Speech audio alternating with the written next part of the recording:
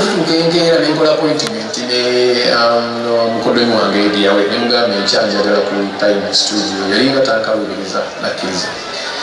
bwe tugenda nangamba bwe mbadira otyalo nangamba ku makyanga naye bali ankonti olimba byagala nimbe namutunda nakatono no mukuba oluyi bwe yangamba ekintu ekyo naye namukuba oluyi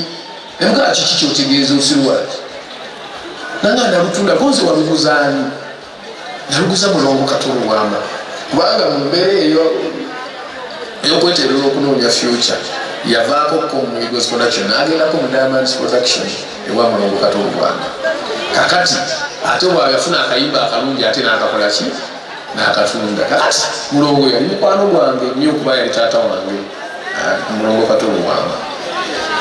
nga gwe ng'abwe yabuziza oluyimba nimanya nti mukwano gwange manya ajja kunyiiga naye nja kumwetondera nemugamba lekawo tugenda mu studio nemugamba this is your chance if not now you will never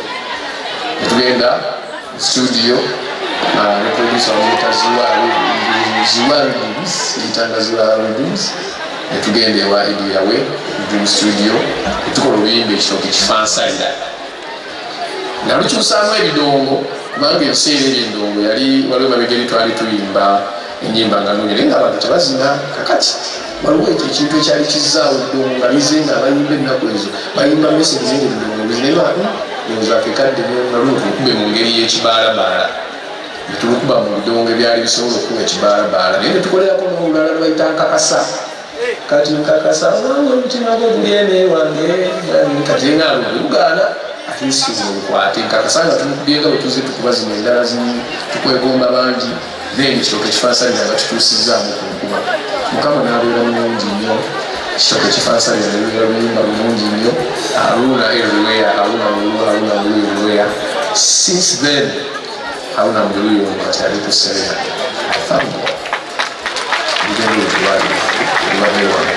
tubaddemu ebisoomooza bingi nnyo naye in the end, it says that. Ladies and gentlemen,